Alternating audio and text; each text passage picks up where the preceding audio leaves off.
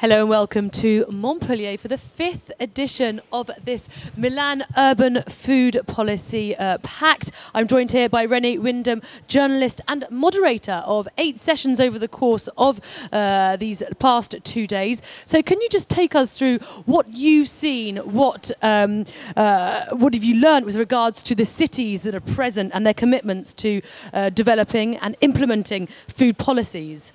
Well, over the years, I've been at conferences, never on food, but here I've managed to see that the enthusiasm of individual cities and individual regions is so strong. It's a bit like small is beautiful. If you go right down to the city, it's very strong, the commitment and the action. But you have so many associations. You have NGOs, you have the United Nations outside, and everyone works in a way within their own limits. But what has been great about this conference is that the barriers have broken down. We've crashed through the barriers. We're all saying we're singing from the same hymn sheet. Food is a worldwide, global thing. It's not about little cities. It's not about somebody starving in Africa and overconsumption in America. You know, we have to open our ears and our hearts and have a fairer policy and look to the future, and the future of when food becomes scarcer, water becomes scarcer, and we're actually desperate for food.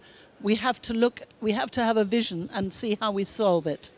There are obviously several pillars to the pact, notably the sustainability of food, but also poverty, how the bigger nations, more wealthier nations are helping the poorer nations. And we've seen that, we've had some mayors speaking from Africa, for example, that are really getting help from countries like the US of A. How have you seen this relationship develop, or have you seen these cities engage between each other over the course of this pact this year? I think both sides are learning enormous from each other. There's so much we can learn from Africa. They are much more imaginative and creative. They have learned how to deal with less, but they don't waste as much, and they make every resource count. A little tin can becomes a lampstand or whatever.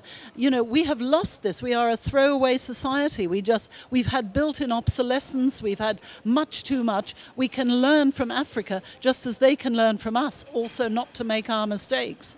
We're obviously here with almost 200 mayors from around the world.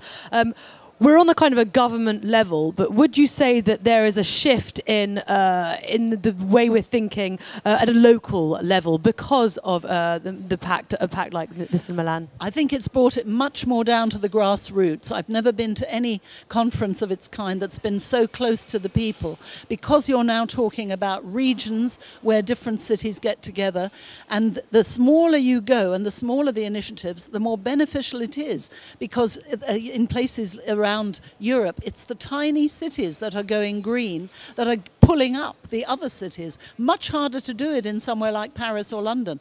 But in the smaller places, with the initiative and in the enthusiasm, that's where we're getting through on this conference. So this year we're obviously in Montpellier, an example of, an outstanding example of sustainability via their canteens, via their local produce, etc. I mean, what do you think of Montpellier as a real kind of an excellent example of sustainability? I'm absolutely inspired. I heard the mayor talking about 2/3 of the land should be given to over to agriculture, only 1/3 building, and that kind of building should be sustainable. I heard him talk about the transport here. I walked through Montpellier yesterday for the first time in my life, and I think the city really works. It's a cohesive city, and you can tell the restaurants already have bio, and they have vegetarian, sustainable, and it's coming through in a way that it's never done before in our part of the world.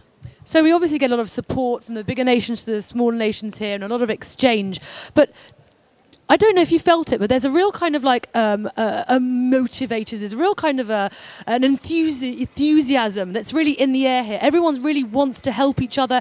Everyone really wants to help the environment. Is that something you see? I've never seen it to this degree. I am really heartwarmed. I mean, I'm enthused. I feel inspired just after a day here. Everybody is glowing. We're in between at the coffee and the meals.